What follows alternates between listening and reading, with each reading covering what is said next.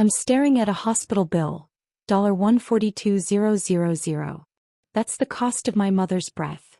That's the price of the machines humming in room 412, keeping her heart beating while mine skips every time the phone rings, fearing it's the collection agency or worse, the morgue. I'm Elena. 24, 2 degrees I can't use, and currently wearing a uniform that's 2 sizes too big and stained with mystery gravy. I have exactly $12 in my bank account and a final eviction notice tucked into my apron pocket. I'm not looking for a prince. I'm looking for a miracle or a way to disappear without leaving a debt behind.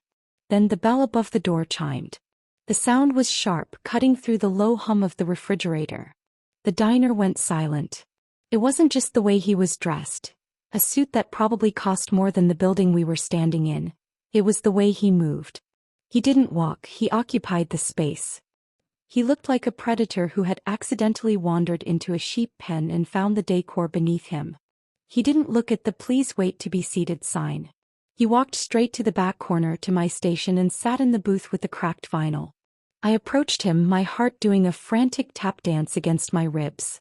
I tried to use my professional voice, the one that hides the fact that I haven't slept more than 4 hours a night in 3 years. Coffee's $1.50.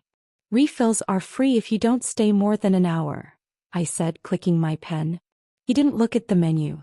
He looked at me. His eyes weren't just blue. They were the color of the deep ocean right before a storm, cold, calculating, and dangerously beautiful. This was Silas Vane. I knew his face from the tabloids. The Ice King of Manhattan, the billionaire who turned a failing tech empire into a global superpower by the age of 30. I'm not here for the coffee, Elena, he said. His voice was a low, resonant growl that made the hair on my arms stand up. I froze. How do you know my name? He leaned back, his long fingers drumming a rhythmic, hypnotic beat on the table. I know everything. I know about the apartment on 4th Street. I know about your mother's stage 4 diagnosis.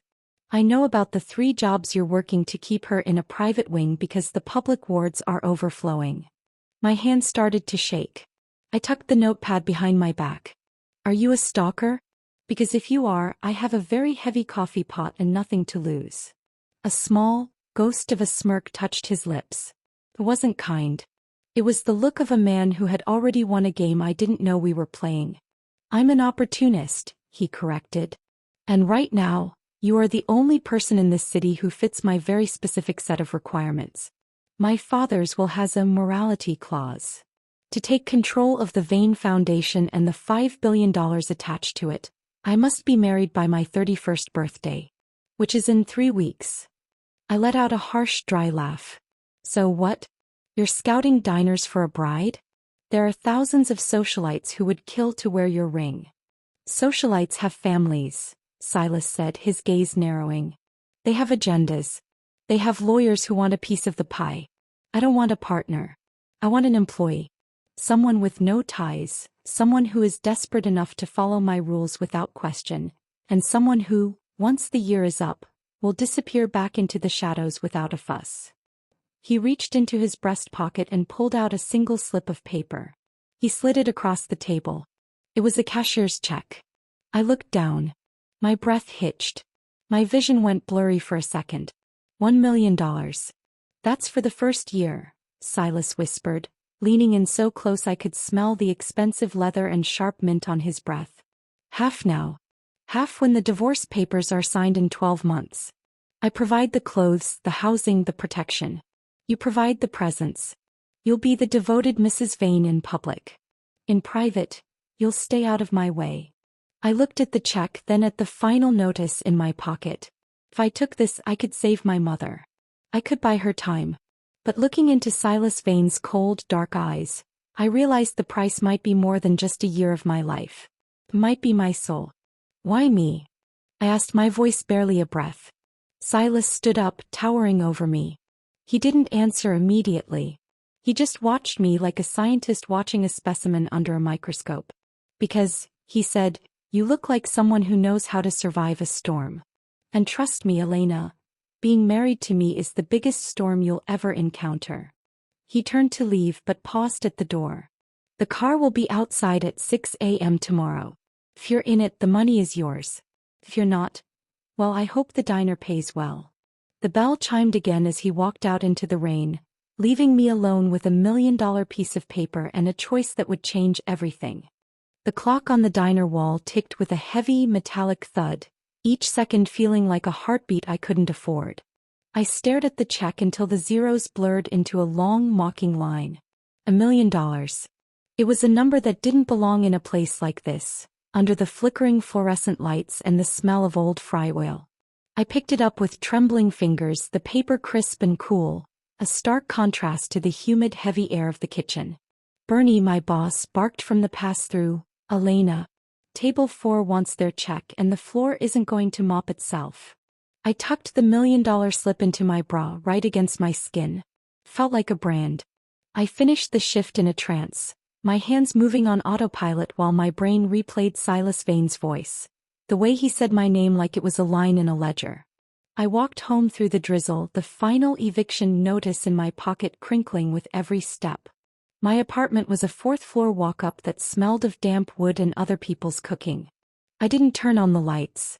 I just sat on the edge of my mattress, staring at the flickering neon sign of the bodega across the street. If I took the money, my mother would get the ventilator she needed. She'd get the physical therapy. She'd live. But if I took the money, I was selling my life to a man who looked like he had a heart made of obsidian. The night was long. I didn't sleep. Every time I closed my eyes, I saw the way Silas looked at me, not as a woman but as a solution to a problem. I was a specific set of requirements. I was a business move. At 5:30 a.m. I packed my only suitcase. It didn't take long. My life fit into a battered duffel bag and a backpack. I left my keys on the kitchen table and walked down the stairs for the last time. The black town car was already there, idling silently at the curb like a sleek, obsidian beast. The driver, a man in a sharp gray suit with a face as expressionless as a stone wall, stepped out and opened the rear door. He didn't say a word. He didn't need to. I climbed inside, the scent of expensive leather hitting me like a physical blow. The door closed with a soft, expensive thud, sealing out the noise of the city, the smell of the rain and my old life. We drove in silence. The city moved past the tinted windows like a silent film. We crossed the bridge, leaving the grit of my neighborhood for the glass and steel towers of Midtown.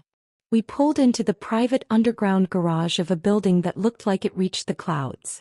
The elevator didn't have buttons. The driver simply swiped a keycard, and we shot upwards so fast my ears popped. When the doors opened, I stepped directly into a penthouse that defied everything I knew about living.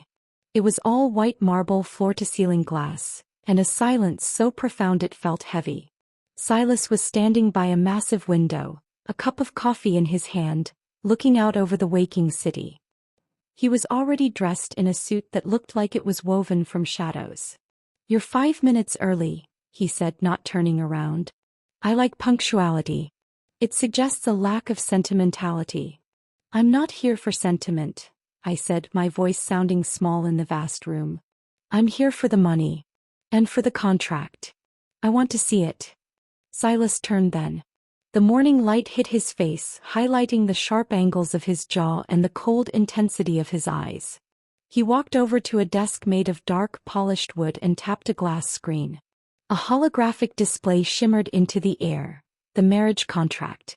Section 1. The term, he began, his voice clinical. 12 months. Section 2. Conduct. You will reside here. You will attend all social, corporate, and family functions as my wife. You will be seen, you will be charming, and you will be utterly devoted. Section 3. Non-disclosure. You speak to no one of this arrangement.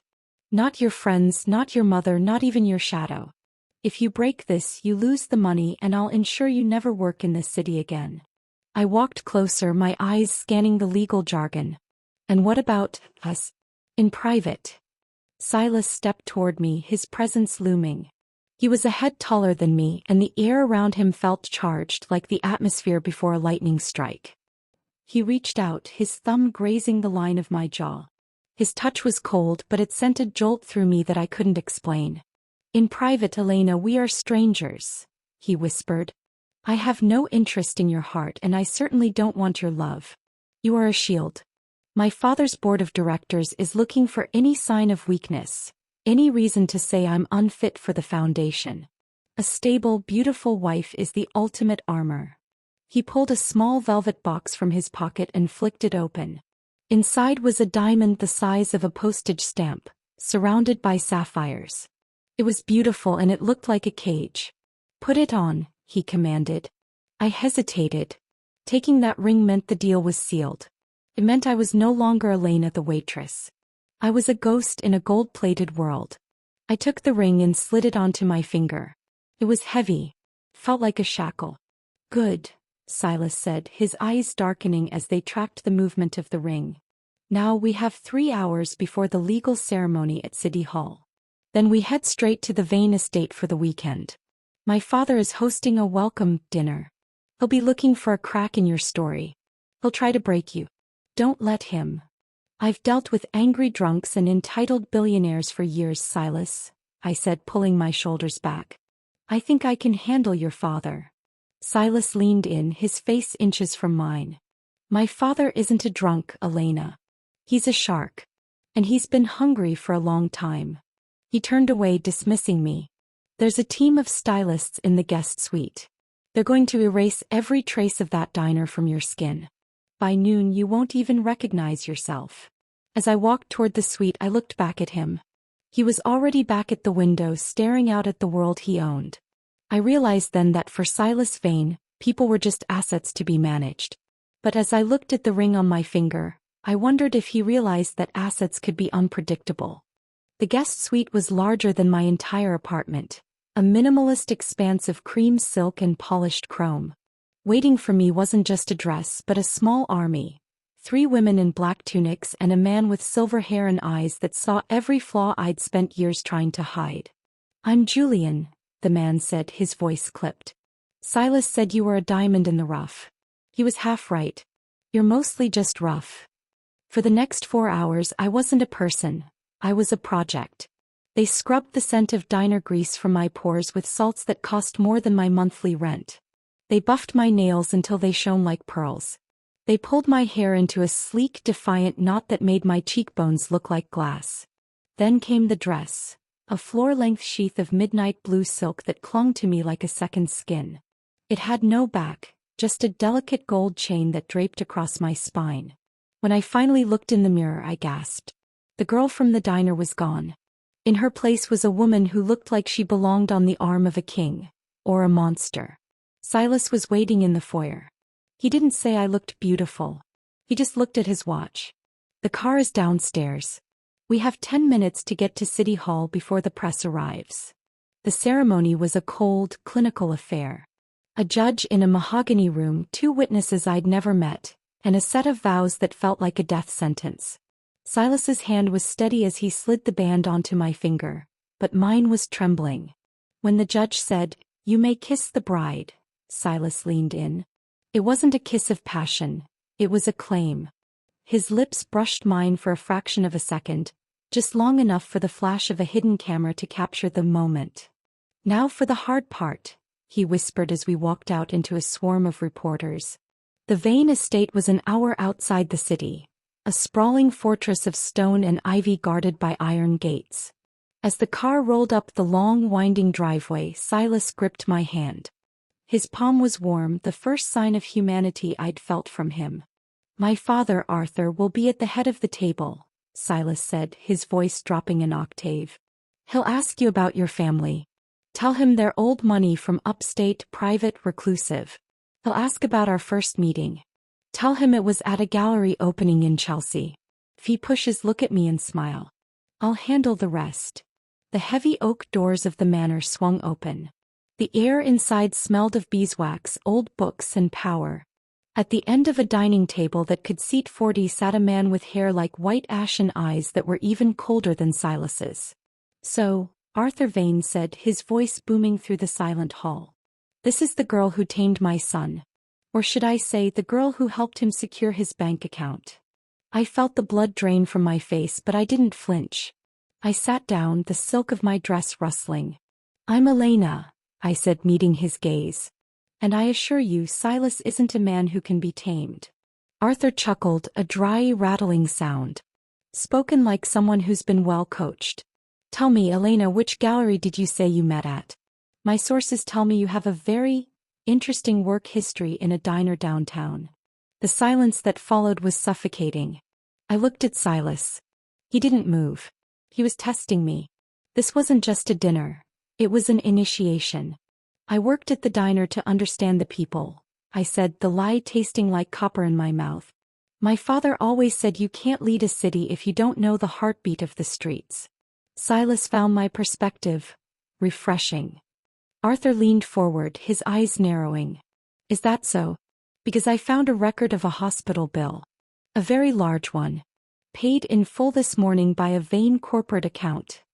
He slammed a folder onto the table. My son doesn't marry for love, girl. He buys assets. And I want to know exactly what he bought you for.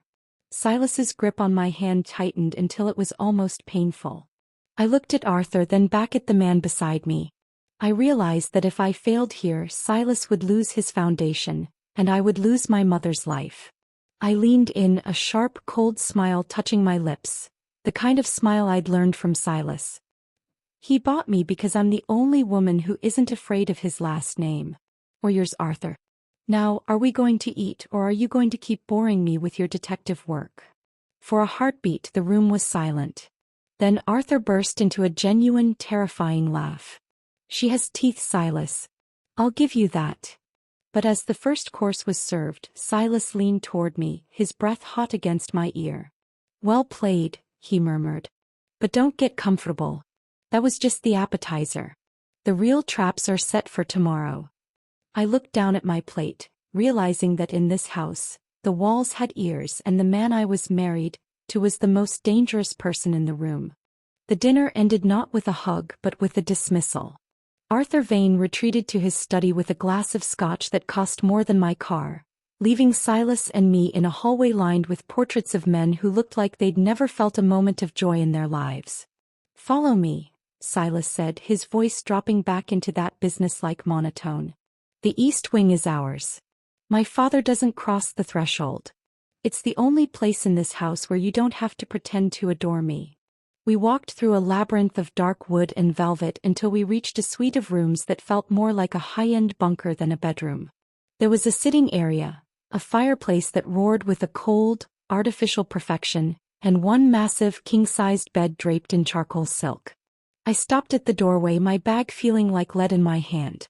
Where do I sleep? Silas was already unbuttoning his waistcoat, tossing it onto a leather chair. He didn't even look up. The bed, obviously. My father's staff moves through these halls at all hours. If they see a light under the guest room door, or if the bed isn't turned down, the report goes straight to him by breakfast. We share the room, Elena. That was the deal. The deal was a marriage, Silas, not a physical arrangement. I snapped, my exhaustion finally catching up to me. He paused, his hands at his throat, loosening his tie. He turned, and for the first time I saw the fatigue in his own eyes. The Ice King looked human for a fleeting second. I have no intention of touching you. I'm exhausted, you're terrified, and we both have a long day of lying ahead of us tomorrow. Take the left side. I'll take the right. There's a line in the middle. Don't cross it. I retreated into the massive marble bathroom to change. I didn't have silk pajamas. I had an old oversized t-shirt with a faded logo from a band I'd seen in high school. When I walked back out, Silas was already under the covers, a tablet in his hand, glowing blue against his face. He looked at my shirt, one eyebrow arching. Very old money of you, he remarked dryly. It's comfortable, I countered, sliding into the bed. The silk felt like water against my skin. It was too soft. It felt like it was trying to trick me into feeling safe. Silence stretched between us, thick and heavy. I stared at the ceiling, listening to the rhythmic tap of his fingers on the screen. Why does he hate you? I whispered into the dark. The tapping stopped. Silas didn't move for a long time. He doesn't hate me. Hate is an emotion. My father deals in control. He loved my mother because she was a perfect social asset. When she got sick, when she couldn't play the part anymore, he didn't see a tragedy. He saw a broken tool. I turned on my side looking at his silhouette. Is that why you're doing this? To protect her foundation. He wants to liquidate it, Silas said, his voice low and jagged. Turn her life's work into a high-rise development. I won't let him. I'll marry a stranger, I'll pay $1 million. I'll live this lie for 365 days if it means he never touches her legacy again. He turned off the tablet, plunging the room into shadows. Go to sleep, Elena. Tomorrow we have to convince the board of directors that we're planning a family. That's a much harder lie than the one we told at dinner. I closed my eyes, but sleep didn't come. Hours later I woke to a sound, a low, stifled gasp. I looked over. Silas was thrashing in his sleep, his breath coming in ragged bursts. He was whispering a name. Not mine. Not his father's. No, he groaned, his hand clenching the silk sheets. Not again. Without thinking, I reached across that invisible line in the middle of the bed. I touched his shoulder. Silas? Wake up. You're having a nightmare. His eyes snapped open. In the moonlight, they were wide and full of a raw, primal fear I'd never seen on him. Before he could realize where he was, his hand shot out, grabbing my wrist. His grip was like iron. Who are you? He hissed, his mind still trapped in the dream. It's me. Elena, I said softly, not pulling away. You're safe. You're in the manor. He blinked, the fog clearing. He saw my face, saw his hand bruising my skin, and let go as if he'd been burned. He sat up, raking his fingers through his hair, his chest heaving. I don't usually do that, he muttered, looking away. Everyone has ghosts, Silas, I said, pulling the covers up. Even billionaires. He didn't answer. He got out of bed and walked to the window, standing there in the dark, a lonely figure against the vastness of his own estate.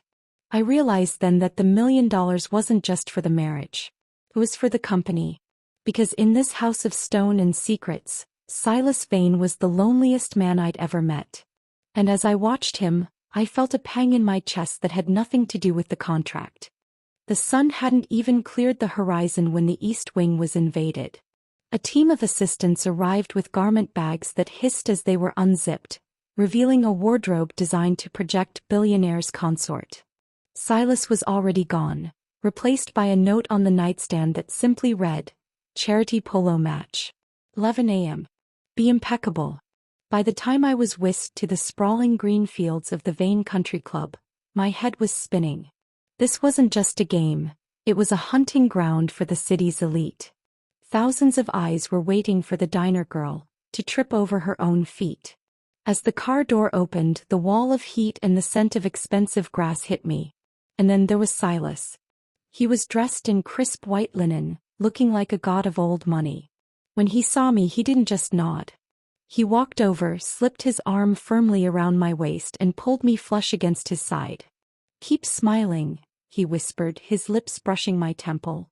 The CEO of the Heritage Board is at 10 o'clock. He thinks I'm too cold to run the foundation. Prove him wrong. How? I whispered back, my heart hammering against my ribs. Make them believe you've seen the side of me no one else gets to see. The afternoon was a masterclass in deception. We navigated the crowds, Silas introducing me as if I were a rare jewel he'd finally found. He laughed at my jokes, even the ones that weren't funny. He leaned in to catch my every word. For the first time I saw the power of his charm. It was a tidal wave that swept everyone away. But the pressure was building. We were cornered near the VIP tent by a woman named Cassandra, a sleek, predatory socialite who had clearly expected to be the one wearing Silas's ring. Elena, darling, Cassandra purred, her eyes scanning me for a single loose thread. We were all so shocked. Silas has always been so disciplined. To marry someone so organic, after only a few weeks? It's almost hard to believe. I felt Silas's grip tighten on my hip. The air around us went cold. Love doesn't follow a schedule, Cassandra, I said, my voice as smooth as the silk of my sundress. But I suppose if you've never felt it, it would seem confusing. Cassandra's smile didn't reach her eyes. Oh, I understand. I just wonder if the board of directors will find it as romantic as I do. Especially with the rumors about your previous employment. She was leaning in for the kill when Silas did something that wasn't in the script. He didn't defend me with words. He reached out, took my face in his hands and kissed me. This wasn't the clinical touch of City Hall. This was a deep, lingering kiss that tasted of mint and heat and something that felt terrifyingly like hunger. The world around us, the cameras, the gossip, the polo horses, faded into a blur. For a second I forgot the contract. I forgot the $1 million. I only felt the way his hands trembled slightly against my skin. When he pulled away, Cassandra was gone, and a small crowd was staring in stunned silence. Silas cleared his throat, his eyes dark and unreadable. That should give them something to talk about, he said, his voice strangely raspy. We spent the rest of the day in a daze. But the high of the performance crashed the moment we got back to the penthouse. The elevator ride was silent, the air thick with the memory of that kiss. As the doors opened, Silas headed straight for the bar, pouring a stiff drink. I shouldn't have done that, he said, his back to me. It was excessive. It worked, I said, leaning against the marble counter. The board looked convinced. You should be happy. He turned, his face shadowed. Is that what you think this is? A game where the only goal is to look convinced? He slammed the glass down. I'm paying you to be a wife, Elena. Not to make me forget why I wrote the contract in the first place. And what exactly are you afraid of forgetting, Silas? I stepped closer, my pulse echoing in my ears. That I'm a waitress? That I'm poor? Or that you actually felt something when you kissed me? The silence that followed was electric. Silas looked at me as if I were a puzzle he couldn't solve, a variable that was ruining his perfect equation. He took a step toward me, his hand reaching out, but then he stopped. The Ice King mask slammed back into place. The money will be in your account by morning, he said coldly. Don't let the performance go to your head. He walked out, leaving me alone in the glass palace. I looked down at the diamond on my finger, realizing that the most dangerous part of this fake marriage wasn't the lie we were telling the world, it was the lie we were starting to tell ourselves. The $1 million arrived in my account at 3 a.m. I sat in the dark of the kitchen, the glow of my phone reflecting in the polished marble, staring at the number. It was enough to move my mother to a private facility in the Hamptons. It was enough to buy a house, a new life, a future. But as I looked at that 7-figure balance, it felt less like a reward and more like a ransom. By morning, the tension in the penthouse was thick enough to choke on. Silas was a ghost, disappearing into his home office before the sun was up, the door locked tight. I tried to focus on the schedule his assistants had sent over, but my mind kept drifting back to the way he had looked at me after the kiss, like I was a wildfire he couldn't contain. I decided I needed air. I told the security detail I was going for a walk, a request that sparked a frantic flurry of earpiece chatter before they finally allowed me to go, provided 2 men in suits followed me at a discreet distance. I headed for a small park near the hospital where my mother used to work. I just wanted to feel like Elena again, the girl who worried about rent, not the woman who wore 4 car payments around her neck. But as I sat on a bench, a shadow fell over me. Quite the glow-up, Elle. I almost didn't recognize you in the tabloids. My blood turned to ice. Standing there was Marcus. My ex-boyfriend. The man who had walked out on me the moment my mother's bills became too much of a burden. The man who had stolen my savings to pay off his gambling debts 2 years ago. Marcus, I whispered, my hand instinctively covering the diamond on my finger. What are you doing here? I've been looking for you, he said, sitting down uninvited.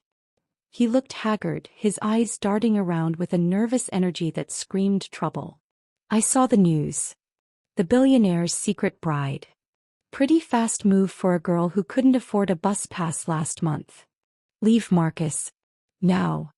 Not so fast, he hissed, leaning in. His breath smelled of stale cigarettes and desperation. I know you, Elena. I know your old money backstory is a load of garbage. I know your dad was a drunk who died in a trailer park, and your mom is hanging on by a thread in a public ward. Or she was, until Silas Vane started cutting checks. He pulled out a phone, showing me a grainy photo of us from years ago.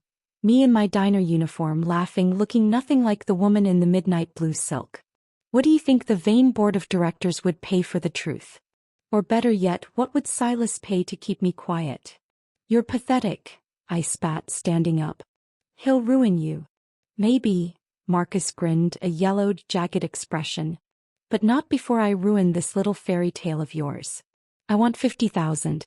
By tomorrow.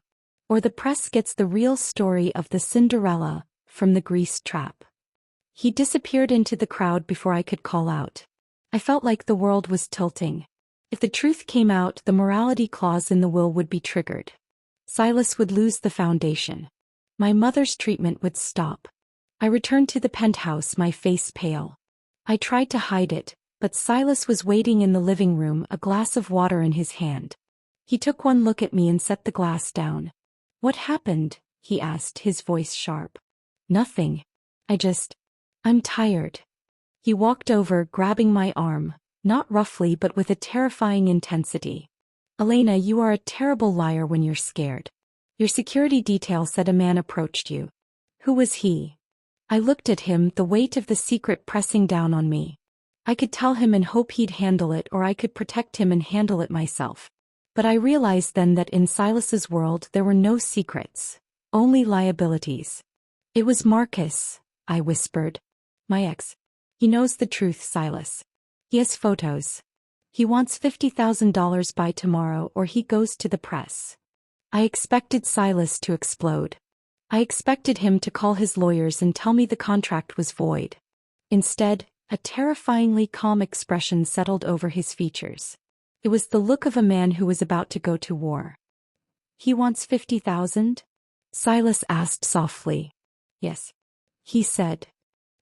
He made a mistake, Silas interrupted, stepping into my personal space. He thought he was threatening a waitress. He didn't realize he was threatening my wife. He reached out, his hand cupping my cheek. For the first time, there was no performance in his eyes. There was a raw, protective fury. Go to the bedroom, Elena. Lock the door. I'm going to handle this.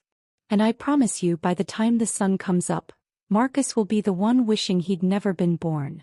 As he walked toward the door, calling his head of security, I realized I was no longer just an asset to Silas Vane. I was something much more dangerous.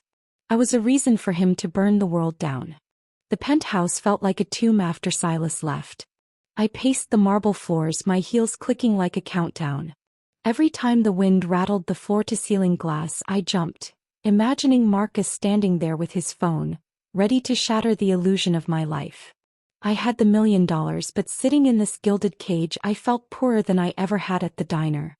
At the diner, at least I knew where the shadows were.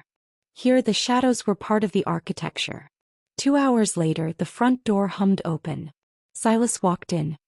He looked immaculate, not a hair out of place, his suit still crisp, but there was a darkness in his eyes that made me take a step back. He was carrying a small weathered leather notebook. Is it done? I asked, my voice trembling. Did you pay him? Silas tossed the notebook onto the coffee table. It looked ancient, the edges frayed and stained. I didn't give him a cent. Men like Marcus don't want a payout, Elena. They want a lifeline. I gave him a choice. He could take a one-way ticket out of the country and a job on a freighter, or he could spend the next 20 years explaining to a judge why he's been embezzling from his current employer's petty cash. I stared at him. How did you find that out so fast? Information is the only currency that matters, he said, walking to the bar and pouring a drink. He didn't look at me.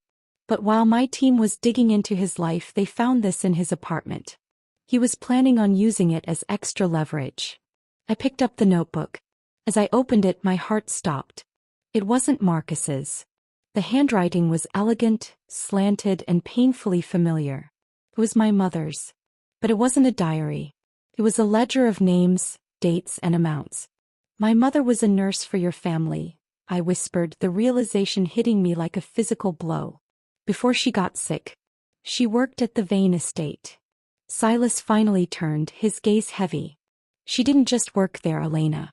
She was my mother's primary caregiver during her final months. My father. He didn't just ignore my mother's illness. He tried to fast-track it. He wanted her gone so he could marry into the Sterling family and merge their assets. Your mother found out. She was the one who hid my mother's real medical records. She was the one who tried to protect her. I looked at the pages. My mother had documented everything. The wrong medications Arthur had ordered, the neglect, the cold-blooded calculations. She didn't tell me. She never said a word. She couldn't, Silas said, stepping closer. My father threatened to destroy her. He's the reason she lost her license. He's the reason she ended up in a public ward, broke and dying.